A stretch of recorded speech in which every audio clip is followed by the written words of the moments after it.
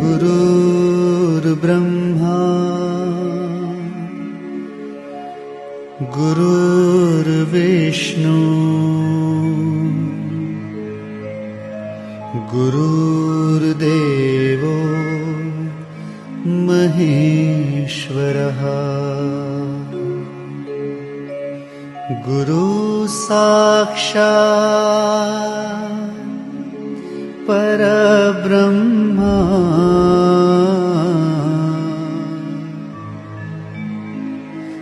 तस्मै श्री गुरुवे नमः। हरिओम विद्यार्थी मित्रों, તમે લોકો બેટા જાણો છો એ પ્રમાણે કે આપણું જે 3rd નંબરનું ચેપ્ટર છે મધ્યવર્તી સ્થિતિના માપો, આ ચેપ્ટરની અંદર આપણે અલગ અલગ પ્રકારના 3 ટોપિકની ચર્ચા કરવાની છે। આ 3 ટોપિકની અંદર પહેલો ટોપિક છે આપણો મધ્યક, સેકન્ડ નંબરનો ટોપિક છે આપણો મધ્યસ્થ અને 3rd નંબરના ટોપિક પર આપણે બેટા જોવાના છીએ બહુલક। અને આ 3 ટોપિકમાંથી અત્યાર સુધીમાં જે ફર્સ્ટ ટોપિક છે મધ્યક, એનો અભ્યાસ આપણે ઓલરેડી ચેપ્ટર નંબર 3 ની અંદર કરી ચૂક્યા છીએ।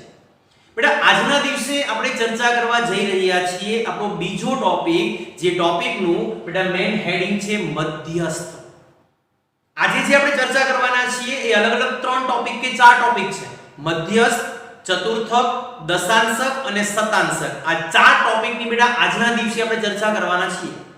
આ ચારે 4 ટોપિકમાં જો તમને લોકોને સમજ પડે એ વસ્તુ અગત્યની હોય તો એના માટે સૌથી પહેલા તમારે બેટા મધ્યસ્થનો ધ્યાનથી અભ્યાસ કરવો પડશે। જો તમને લોકોને મધ્યસ્થમાં સમજ પડી ગઈ તો બાકીના જે આપણા 3 ટોપિક છે ચતુર્થકો, દશાંશકો અને શતાંશકો એ સમજવા તમારા માટે બહુ સિમ્પલ બની જશે। એટલે સૌથી પહેલા દરેક વિદ્યાર્થી મિત્રોએ બેટા મધ્યસ્થના ટોપિકમાં ધ્યાન રાખવાનું છે।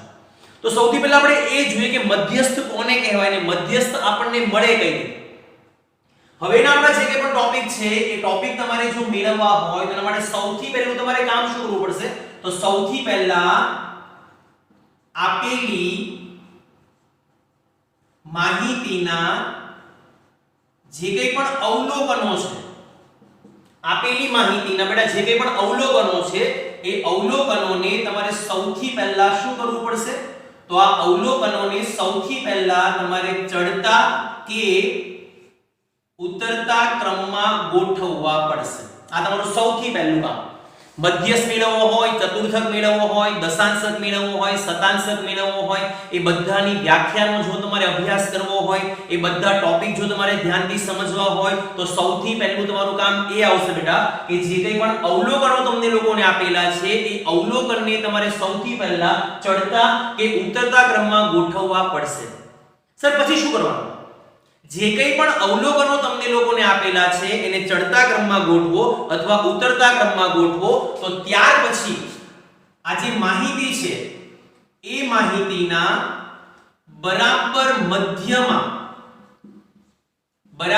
મધ્યમાં આવેલું જે માપ છે બેટા એ માપને આપણા આંકડાશાસ્ત્રની પરિભાષામાં કહેવામાં આવે છે મધ્યસ્થ। મધ્યસ્થનો સામાન્ય મતલબ થાય મધ્યમાં આવેલું માપ। એક્ઝેક્ટ વચ્ચે માપ કોઈ આવેલું મતલબ એ થયો કે મધ્યસ્થ છે એ માહિતીના કેટલા ભાગ કરે? 2 ભાગ કરે। આ એક્ઝેક્ટ વચ્ચે છે તો આ ડાબી બાજુનો ભાગ, આ જમણી બાજુનો ભાગ। તો જે કંઈ પણ માપ એક્ઝેક્ટ મધ્યમાં આવેલું છે એવું જે માપ છે એ માપને બેટા આંકડાશાસ્ત્રની પરિભાષામાં કહેવામાં આવે છે મધ્યસ્થ। તો મધ્યસ્થની જો તમારે એક્ઝેક્ટ વ્યાખ્યા આપવી હોય તો મધ્યસ્થની વ્યાખ્યા તમે લોકો બેટા આ પ્રમાણે આપી શકો કે આપેલી માહિતીના અવલોકનોને ચડતા કે ઉતરતા ક્રમમાં ગોઠવ્યા બાદ બરાબર મધ્યમાં આવેલા માપને આંકડાશાસ્ત્રની પરિભાષામાં શું કહેવાય? મધ્યસ્થ કહેવાય। અથવા આવું પણ લખી શકો કે માહિતીના એક સરખા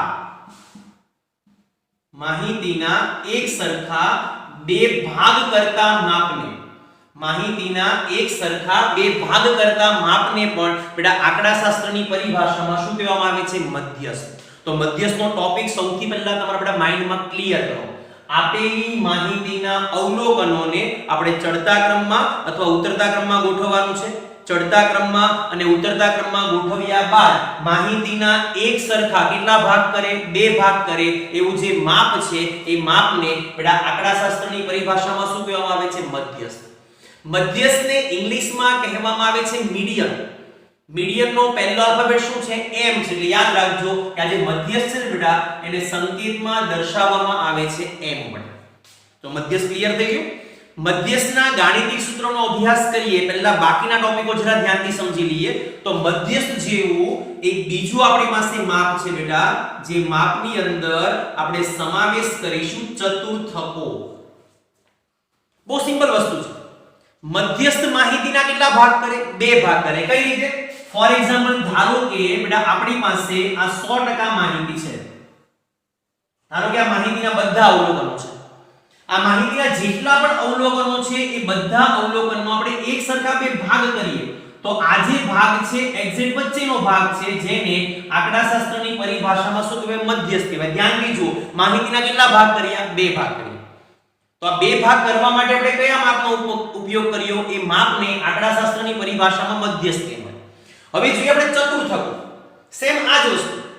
સૌથી પહેલા માહિતીના અવલોકનને ચડતા ક્રમમાં ગોઠવો અથવા ઉતરતા ક્રમમાં ગોઠવો. ત્યાર પછી ફરક શું પડશે? તો આ ચતુર્થકો છે ને એ ચતુર્થકો આપેલી માહિતીના એક સરખા ચાર ભાગ કરે. કેટલા ભાગ કરે? ચાર ભાગ. ચતુર્થકો એ આપેલી માહિતીના એક સરખા કેટલા ભાગ કરે? બેટા ચાર ભાગ કરે. એટલા માટે એને આંકડાશાસ્ત્રની પરિભાષામાં ચતુર્થકો કહેવાય. ચતુર્થકની વ્યાખ્યા તમે જાતે બનાવી શકો આરામથી. ધ્યાનથી જુઓ બેટા, આપેલી માહિતીના અવલોકનોને ચડતા કે ઉતરતા ક્રમમાં ગોઠવ્યા બાદ માહિતીના એક સરખા ચાર ભાગ કરતા માપને આંકડાશાસ્ત્રની પરિભાષામાં શું કહેવાય? ચતુર્થકો કહેવાય. અહીંયા સમજીએ આપણે કે સર માહિતીના એક સરખા ચાર ભાગ કરવા કે જો બે ભાગ થઈ ગયા, ફરી પાછા બે ભાગ કરીએ તો આ બે ભાગ થઈ ગયા બેટા અને આ બે ભાગ થઈ ગયા. તો માહિતીના એક સરખા કેટલા ભાગ થયા? જુઓ 1 2 3 ને 4. તો માહિતીના એક સરખા કેટલા ભાગ થયા? ચાર ભાગ. ભાગ 4 થાય પણ ચતુર્થકોની સંખ્યા કેટલી? 3. એ ખાસ યાદ રાખજો. ચતુર્થકો માહિતીના ભાગ કેટલા કરે? 4 કરે પણ સંખ્યા કેટલી હોય? 3 હોય. પ્રથમ સંખ્યાને આંકડાશાસ્ત્રની પરિભાષામાં કહે પ્રથમ ચતુર્થક. ચતુર્થક મતલબ ક્વાર્ટાઇલ. ક્વાર્ટાઇલનો પહેલો આલ્ફાબેટ Q આવે તો પ્રથમ ચતુર્થકને સંકેતમાં દર્શાવાશે Q1 વડે. દ્વિતીય ચતુર્થક એને સંકેતમાં દર્શાવાશે Q2 વડે અને તૃતીય ચતુર્થક એને સંકેતમાં દર્શાવાશે Q3 વડે. એનો મતલબ એ થયો કે દ્વિતીય ચતુર્થક Q2 અને મધ્યસ્થ M આ બેનો જવાબ ઓલવેઝ કેવો આવે? સરખો આવે. તો ક્લિયર થાય છે બેટા? મધ્યસ્થ માહિતીના કેટલા ભાગ કરે? બે ભાગ કરે. ચતુર્થકો માહિતીના કેટલા ભાગ કરે? ચાર ભાગ કરે. પણ ચતુર્થકની સંખ્યા કેટલી હોય? 3 હોય. કયા કયા? તો Q1 Q2 અને Q3. આ જે હિસ્સો છે એને 25% કહી શકીએ. આ હિસ્સાને 25%, આ હિસ્સાને 25% અને આ હિસ્સાને કહીશું બેટા આપણે 25%. એ પ્રમાણે માહિતી ટોટલ થઈ ગઈ બેટા આપણી 100%. માહિતીને આપણે ચડતા ક્રમમાં ગોઠવીએ છીએ. મતલબ અહીંયા સૌથી નાની કિંમત છે અને અહીંયા બેટા સૌથી મોટી કિંમત છે. આ થિયરી સમજવી તમારા માટે ખૂબ જરૂરી છે. કે ચેપ્ટર નંબર 4 અને 5 જે બેટા આપણે ભણીશું ને, ચેપ્ટર નંબર 4 અને 5 માં પાછી આ જ બધી વસ્તુ રિપીટ થવાની છે.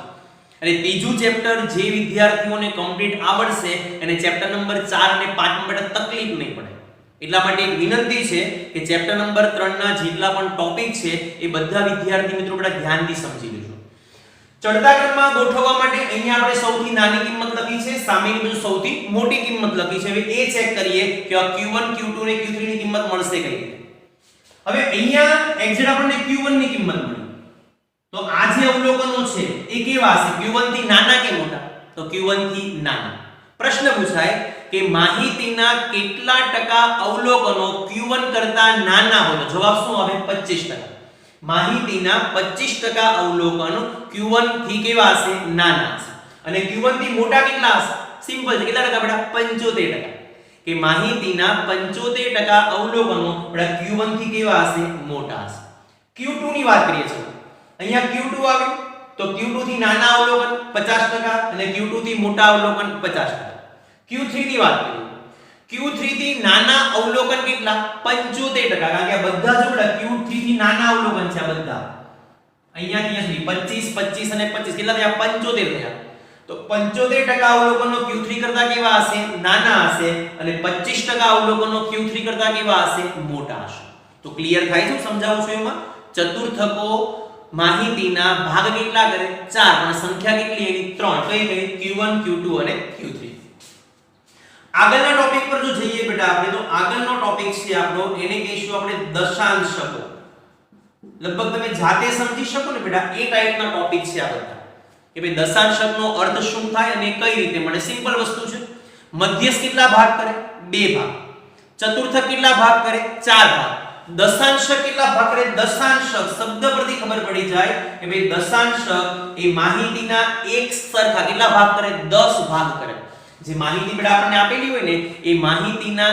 એક સરખા 10 ભાગ કરે આ 10 ભાગ કરતા માપને આંકડાશાસ્ત્રની પરિભાષામાં શું કહેવાય દશાંશક કહેવાય જેમ કે અહીંયા આપણે ધ્યાનથી સમજીએ બેટા તો આ 2 ભાગ થઈ ગયા આ 4 ભાગ આ 5 ભાગ 6 7 8 9 અને 10 તો ટોટલ દશાંશક માહિતીના કેટલા ભાગ કરે 10 ભાગ કરે તો વ્યાખ્યા આરામથી લખી શકે જાતે શું છે વ્યાખ્યા બેટા આપેલી માહિતીના અવલોકનોને ચડતા કે ઉતરતા ક્રમમાં ગોઠવ્યા બાદ માહિતીના એક સરખા 10 ભાગ કરતા માપને શું કહેવાય દશાંશક દશાંશકનો જે સંકેત છે બેટા એ દશાંશકનો મેઇન સંકેત છે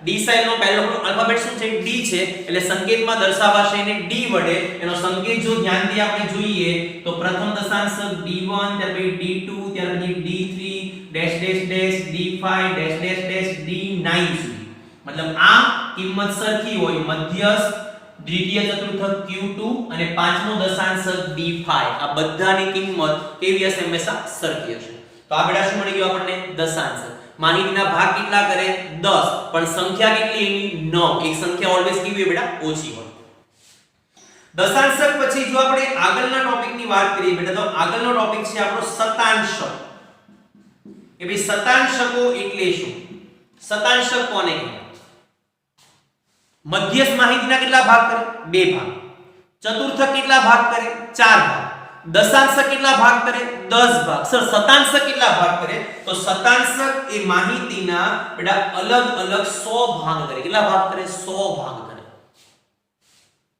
વ્યાખ્યા આરામથી સાથે લખી શકીએ શું લખશું વ્યાખ્યામાં આપેલી માહિતીના અવલોકનોને ચડતા કે ઉતરતા ક્રમમાં ગોઠવ્યા બાદ માહિતીના એક સરખા 100 ભાગ કરતા માપને શું કહેવાય શતાંશક માહિતીના ભાગ 100 કરે પણ સંખ્યા કેટલી હશે બેટા એની 99 છે આ 99 સંખ્યાને સંકેતમાં લઈએ તો પ્રથમ શતાંશક P1 ત્યાર પછી P2 ડેશ ડેશ ડેશ અહીંયા P50 આવશે ડેશ ડેશ ડેશ અહીંયા આવશે P75 ડેશ ડેશ ડેશ અને અહીંયા આવશે P99 અહીંયા ડેશ ડેશ ડેશ D9 તો ખાસ કરીને ધ્યાન તમારે સમજવાનું એ છે કે મધ્યસ્થ એટલે કે M દ્વિતીય ચતુર્થક Q2 પાંચમો દશાંશક D5 અને 50મો શતાંશક P50 આ બધાની કિંમત કેવી હોય સરખી હોય એ પ્રમાણે અહીંયા જો આપણે જોઈએ બેટા તો Q3 અને P75 આ બેની કિંમત કેવી હોય સરખી હોય એ પ્રમાણે Q1 અને P25 આ બેની કિંમત કેવી હોય સરખી હોય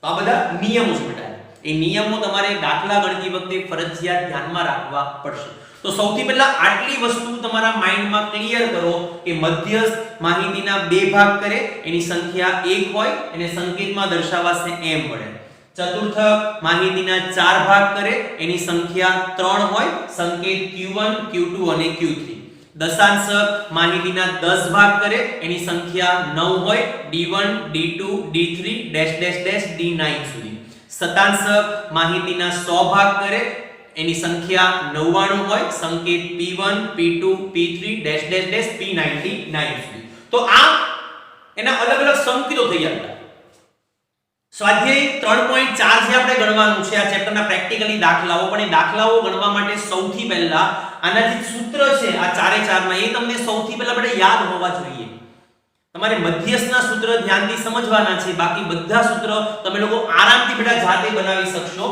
તો સૌથી પહેલા અહીંયા આપણે જોઈ રહ્યા છીએ બેટા મધ્યસ્થના ગાણિતિક સૂત્રો કારણ કે જો તમને મધ્યસ્થના સૂત્ર આવડશે ને બેટા તો જ તમે લોકો બાકીના સૂત્રને ધ્યાનથી સમજી શકશો. એટલે સૌથી પહેલા મધ્યસ્થના જે ગાણિતિક સૂત્ર છે એ જરા ધ્યાનથી સમજી લો.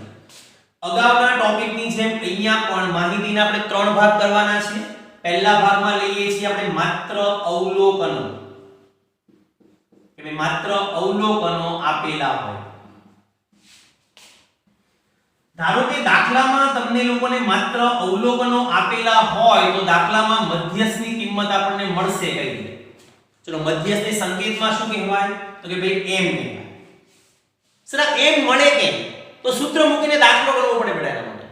મધ્ય શોધવા માટેનું ગાણિતિક સૂત્ર છે આપણી પાસે n+1/2 મુ અવલોકન.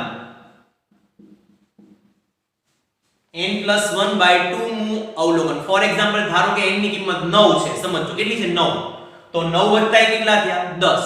10 ભાગ્યા 2 કેલ્સીમાં કરો તો 10 ભાગ્યા 2 કેલ્સીમાં કરતા બેટા જવાબ કેટલો મળ્યો? આપણને 5 મળ્યો. તો જે પાંચમું અવલોકન છે ને, પાંચમું અવલોકન, એ પાંચમું અવલોકન જે હોય એ તમારા માટે બેટા મધ્યસ્થ કહેવાય. તો મધ્યસ્થની કિંમત તમે લોકો બેટા આ પ્રમાણે મેળવી શકો. ક્યારે? માત્ર અવલોકનો આપેલા હોય ત્યારે. સેકન્ડ નંબરના ટોપિક પર લઈએ છીએ આપણે, એ છે અવલોકન અને આવૃત્તિ આપેલ હોય. દાખલામાં ધારો કે અવલોકન અને આવૃત્તિ આપેલ હોય. ચલો અવલોકનને સંકેતમાં દર્શાવાય છે xi વડે અને આવૃત્તિને સંકેતમાં બેટા દર્શાવાય છે fi વડે. xi અને fi આ બંને તમને આપેલા હોય તો મધ્યસ્થની કિંમત મળે કઈ રીતે? તો આવા સંજોગોમાં તમારે મધ્યસ્થ મેળવવા માટે ઉપરનું સૂત્ર મૂકવાનું પણ એક શબ્દ ખાલી એડ થઈ જાય. મધ્યસ્થ m બરાબર n+1/2 મુ અવલોકન CFI માં જોતા. મતલબ પહેલી કોલમ તમને લોકોને બેટા xi ની આપેલી હશે, બીજી કોલમ fi ની, તમારે CFI ની કોલમ જાતે બનાવવાની. n ની કિંમત ફોર એક્ઝામ્પલ ધારો કે 50, તો 50 + 51 થયા. 51 ભાગ્યા 2 તમે કેલ્સીયમ માં કરો તો જવાબ 25.5 આવે. CFI માં તમારે જોવાનું એ 25 પોઈન્ટ જ્યાં હોય ને એની સામે xi ની જે કિંમત હોય એ તમારા માટે દાખલામાં શું કહેવાય? મધ્યસ્થ કહેવાય. પ્રેક્ટિકલી દાખલા ગણીશું ત્યારે વધારે આઈડિયા આવશે. અત્યારે સૂત્ર ખાલી બેટા ધ્યાનથી સમજી લો. તો જ્યારે xi અને fi બંને આપેલા હોય ત્યારે m બરાબર n+1/2 મુ અવલોકન CFI માં જોતા. થર્ડ નંબર જે મોટા ભાગે એક્ઝામ ની અંદર પૂછાય છે એ છે વર્ગ અને આવૃત્તિ આપેલી હોય. વર્ગ અને આવૃત્તિ આપેલી હોય. દાખલામાં જ્યારે આપણને બેટા વર્ગ અને આવૃત્તિ આપેલી હોય ને એટલે દાખલો ગણવાનું કામ થોડું અઘરું બની જાય છે. જો કે અઘરું છે નહીં, સિમ્પલ જ છે, પણ થોડુંક લેન્ધી બની જાય દાખલો ગણવાનું કામ. દાખલો ગણાશે કે મેં ધ્યાનથી સમજજો. આ ટાઈપના દાખલામાં આપણે શું મેળવીએ છીએ? મધ્યસ્થ. એનો સંકેત શું છે? m. તો સૌથી પહેલા તમારે દાખલામાં બેટા m વર્ગ મેળવવો પડે. શું મેળવવું પડે? m વર્ગ. સર m વર્ગ મળે કેમ? તો m વર્ગ માટે સૂત્ર છે n/2 મુ અવલોકન CFI માં જોતા. ખાસ યાદ રાખજો, જ્યારે દાખલામાં વર્ગ આપેલા હોય એટલે સૂત્રમાં +1 આવશે નહીં. અધરવાઇઝ વર્ગ આપેલા ન હોય તો સૂત્રમાં તમારે +1 મૂકવું પડે. તો m વર્ગ બરાબર સૂત્ર છે n/2 મુ અવલોકન CFI માં જોતા. એટલે દાખલામાં આપણને m વર્ગ મળશે, કોઈ પણ એક વર્ગ મળશે બેટા. ફોર એક્ઝામ્પલ અહીંયા xi ની જગ્યા પર અલગ અલગ વર્ગ આપેલા છે. ધારો કે અહીંયા હું વર્ગની કોલમ બનાવું છું. વર્ગ છે 0 થી 10, 10 થી 20, 20 થી 30, 30 થી 40, 40 થી 50, 50 થી 60 એવા વર્ગ. ધારો કે આ મધ્યસ્થ વર્ગ મેળવો મને.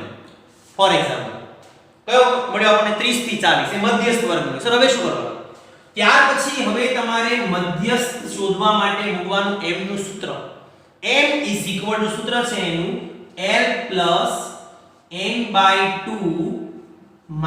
CFI છેદમાં fi ગુણ્યા c. સર આ શું? સમજ. સૂત્ર છે એનું l+n/2 CFI છેદમાં fi ગુણ્યા c, કે જ્યાં આ સમજ ધ્યાનથી l. સર l એટલે શું? તમે જે વર્ગ મેળવ્યો હોય એ વર્ગનું અધ સીમા બિંદુ. તો l નો મતલબ થાય m વર્ગનું અધ સીમા બિંદુ. આ શું મળી ગયું આપણને? l મળી ગયો.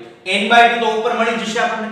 CFI સર CFI કઈ રીતે મળે?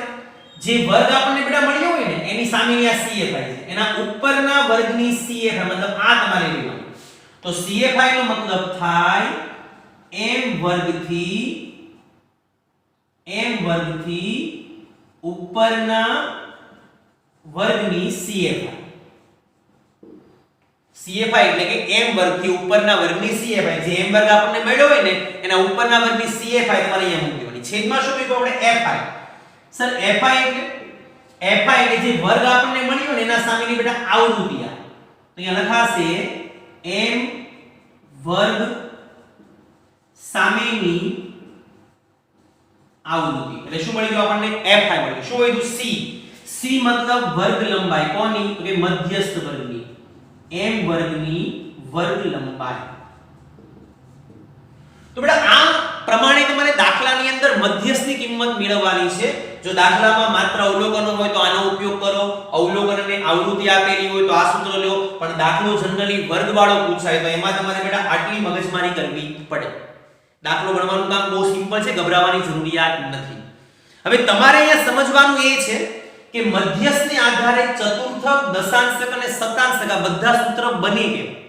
ચલો સૌથી પહેલા આપણે ચતુર્થક લઈએ. મધ્યસ્થ માહિતીના કેટલા ભાગ કરવું? 2. એટલા માટે જો બધાના છેદમાં આપણે 2 મૂક્યા છે. ધ્યાનથી જુઓ. બધાના છેદમાં કેટલા મૂક્યા? 2. ચતુર્થક માહિતીના કેટલા ભાગ કરે? 4 ભાગ. તો ફરક શું પડે ખબર? અહીંયા 2 ની જગ્યા પર કેટલા આવે? 4 આવે. સૂત્ર n+1/4 નું અવલોકન.